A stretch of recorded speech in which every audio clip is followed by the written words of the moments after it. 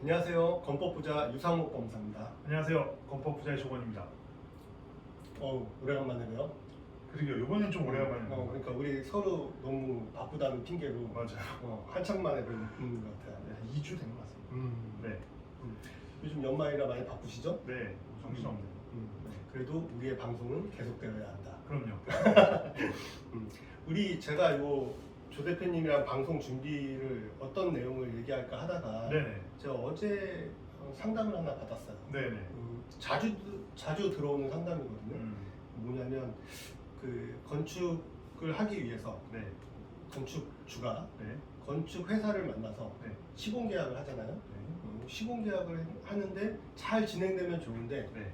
잘 진행되지 않는 경우도 있잖아요. 그렇죠. 문제가 생긴 네. 거죠. 그래서 이 건축주가 이 시공사를 잘못 만나서 지금 하자 보수를 청구해야 되는데 하자 보수도 청구 못 하고 있고 제일 심각한 건 준공이 지금 안 되고 있어요. 아, 네. 중공은 왜 안 되고 있죠? 지금 공사가 더 이상 진행이 잘 안 되고 있는 거예요. 진행 안 하고 있구나. 그렇죠. 아, 네. 그쪽에서는 공사비를 더 달라고 이제 공사비 청구를 하면서 공사를 중단해 놓은 상태인 거예요. 네네. 이 내역을 자세히 얘기하자는 게 아니라 오늘은 조 대표님한테 우리 건축주가 네. 투자를 하든 자기가 실거주를 하든 네. 신축을 할 때 네네. 선정해야 되는 건축업자, 그렇죠. 시공사, 네네. 또 기준이나 이런 것들을 좀 한번 설명을 부탁드리고 싶어서. 그건 굉장히 중요한 거예요. 네네. 네. 그래서 저희가 이제 건축 일을 하다 보면 반드시 네. 시공을 하는 건설 회사가 필요해요. 네. 그런데 이 건설 회사가 흔히 무슨 건축업자도 있고 네.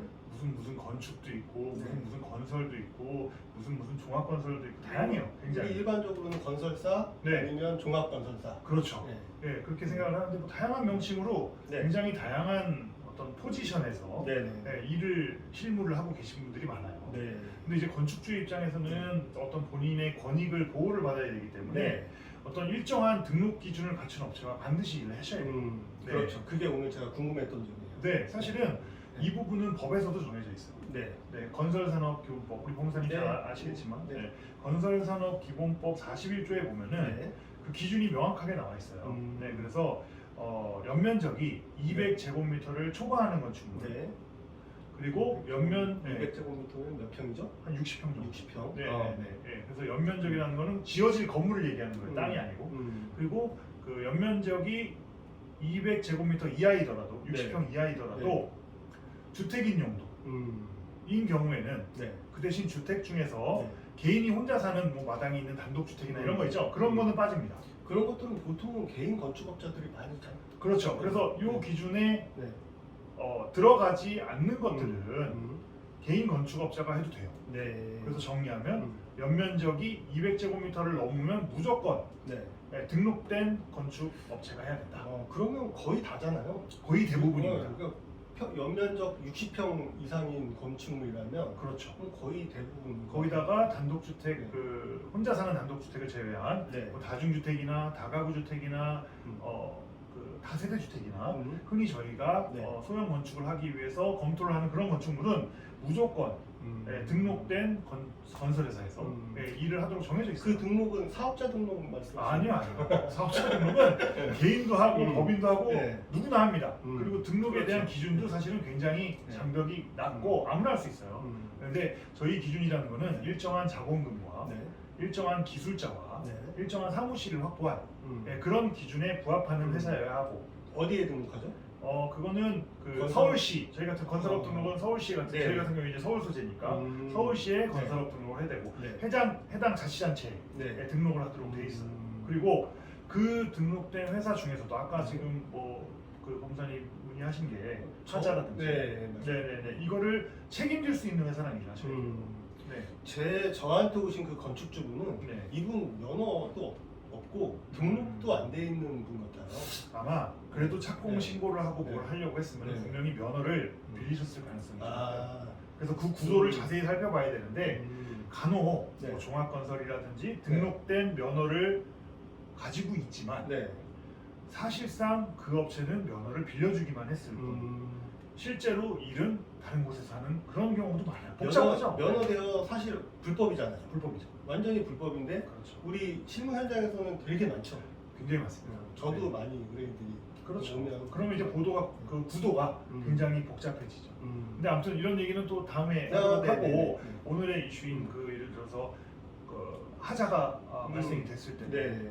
보수도 못 보고 있고 네. 예, 이런 경우는 저희가 건축을 다 하고 그 보증 하자가 나중에 발생했을 때 보증을 해주는 제도가 있어요. 건설 공제조합? 그렇습니다. 네네. 공제조합에서 보증을 해주는 지난번에는 전세에 대한 보증을 전세금 그렇죠. 보증을 네. 말씀하셨듯이 이번에는 건설의 하자에 대한 보증. 근데 그것은 반드시 준공 이후에 발생한 네. 하자에 대해서 보증을 해야 되는 건데 그런 것도 등록이 된 업체가 있고 아닌 업체가 있어요. 예컨대 아까 면허를 빌려주는 업체는 대부분 네. 등록이 안 된 경우가 많아요. 아. 책임을 안 지니까 면허 빌려주는 회사는 그렇죠. 책임을 잘 안 지려고 면허만 하니까. 빌려줬는데 거기에 대한 책임까지 진다 그러면은 면허 비용이 엄청 올라가겠죠. 대여료가. 네, 그렇겠죠. 그렇죠. 그래서 그런 그 보증이 정확히 있는 회사하고 일을 하셔야 돼요. 네. 그런 것들을 알아보려면 그러면 우리가 그 아. 건축주가 시공사한테 어떤 서류를 달라? 사전에 네. 반드시 그 건설업 등록증을 네. 확인하셔야 돼요. 건설업 등록증. 네, 그래서 해당 지자체에 네. 등록된 뭐 저희 같은 경우에는 서울시에 이제 건설업 등록이 되어 있고 네. 그래서 그렇게 등록이 된 등록증을 확인하시고 네. 그 다음에 하자 보수 보증을 할 수 있는 네. 그런 건설 공제 조합이라든지 아니면 기타 다른 어떤 보증 기관에 보증을 받을 수 있는지 이거를 확인하셔야 돼요. 보통 건설공제조합에서 이거 증권 발행할 보통은 그러는데 건설 공제 조합에 또 보증을 하려면은 또 수억 원의 돈을 예치해야 되고 이런 기준이 있다 보니까 네네네. 그걸 안 하고 네. 나중에 준공 때 네. 다른 뭐 서울보증이나 뭐 이렇게 좀 간단한 방법으로 처리를 하려고 하는 회사들도 있어요. 근데 그게 뭐 잘못됐다기보다는 그런 경우에는 다소 뭐 어쨌든 건축주 입장에서는 누군가 보증을 해주기만 한다면 그렇죠. 예, 그렇습니다. 그래서 그런 보증을 확실히 해줄 수 있는지 그래서 그 시공사가 책임을 못 지는 경우에도 네. 보증된 회사에서 보증을 통해서 하자라든지를 치유할 수 있는지 그 구도가 네. 나오는지를 확인하셔야 돼요. 근데 여기서 좀 주의하실 점이 네. 가끔 그러니까 면허를 아까 빌려주는 경우 네. 그게 문제예요. 면허를 빌려주는 경우에는 건설 면허가 있죠. 네. 보여줄 수 있는 면허가. 근데 사실상은 일을 면허를 빌려서 하는 거고. 아 궁금한 게 그러면 건축주한테는 이 면허를 빌렸습니다라고 솔직하게 얘기를 해요? 아니면 안 하죠. 그거 안 하죠. 전혀 안 하면 그거 사실은 계약에 문제가 있는 거죠? 그렇죠, 그렇죠. 네. 근데 그런 경우에 오히려 사고가 더 많이 나고 책임을 못 지는 경우가 많으니까. 그러면 그거부터 알아봐야 되겠네. 그거 그렇죠. 이렇게 면허가 진짜 네. 본인 면허인지 네네네. 아닌지 그렇죠. 그거를 그렇죠. 알아보는 게 중요하죠. 근데 사실은 그건 알기가 되게 어렵죠. 그걸 알 수 있는 방법을 알려주셔야 조건님 아니, 근데 그거는- 진짜 정보를 알려주세요. 아니 그거는 예를 들어서 그런 네, 거예요. 네. 제가 예를 들어서 저는 조건이라고 하는데요. 네. 당신의 건물을 지어드리겠습니다라고 이제 연관이 됐어요. 네. 그런데 저희 회사 대표는 유상목이라는 사람입니다. 그래서 유상목을 만나게 했어요. 유상목한테 확인하면 되겠네. 그렇긴 하죠. 그쵸. 네, 그게 최선입니다. 근데 알고 보니 지금은 적극적으로 네. 면허를 빌려주시는 경우고 실제로 계약 관계는 둘이 공사 계약은 유상목이라는 사람이 했지만 실제는 네가 다 책임지는 거야라는 구도까지 하게 되면 그건 사실 알기가 굉장히 힘들어요. 그래서 저희 일은 신뢰가 제일 중요해요. 그런 것 같아요. 네. 이거 진짜 중요하잖아요. 네, 근데 내가 그 전 재산을 다 털어서 그렇죠, 그런 경우 신축을 해서 투자를 하려고 했는데 맞아요. 준공이 안 되면 이건 뭐 맞아요. 어떻게 해요? 네, 그래서 진짜 믿을만한 회사가 참 중요한 겁니다. 그게 정말 무서운 것 같아요. 그러니까 우리 뭐 하자보수나 이런 부분은 청구 안 되는 건 법적으로 어떻게 한다 해도 제일 중요한 게 그 공사를 한 반 정도 하다가 네. 그 다음에 이제 못하겠다고 중단이 돼버리면 그런 경우 많아요. 그러면 새로운 또 시공사를 찾아서 또 그냥 하면 되는 거 아니냐라고 했는데 근데 그 관계가 어려운 거 아시잖아요. 그러니까요. 네, 타전하고 이 관계가 보통 일이 아니잖아요. 조 대표님 같은 건 어떻게 해요? 저 같은 경우에는 남이 하다가 네. 반 정도는 전 안 해요.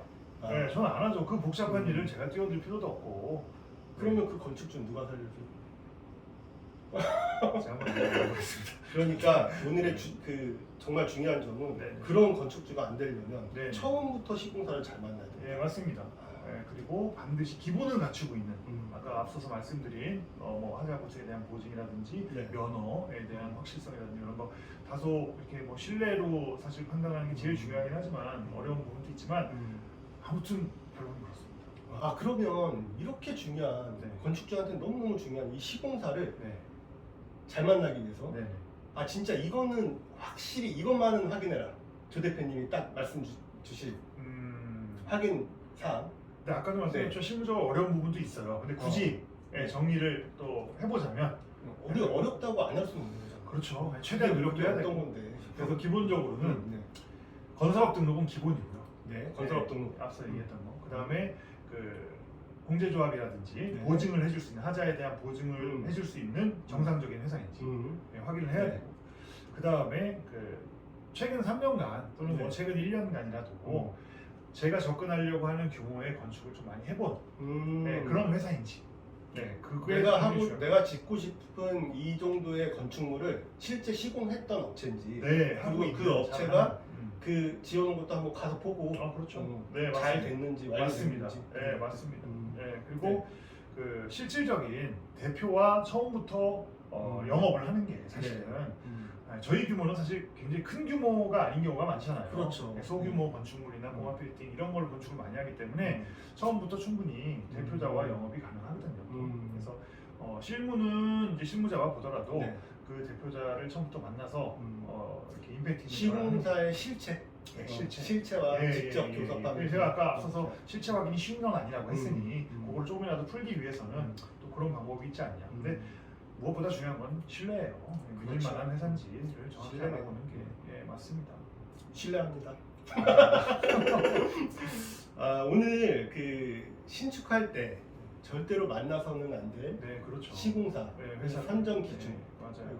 그것들이 어떤 내용을 가지고 있는지 한번 조 대표님한테 말씀 들어봤고요. 오늘도 좋은 정보 주셔서 감사하고요. 그래요. 그러면 우리 또 다음 시간에 한번 찾아뵙도록 하겠습니다. 그러시죠. 네, 감사합니다. 감사합니다.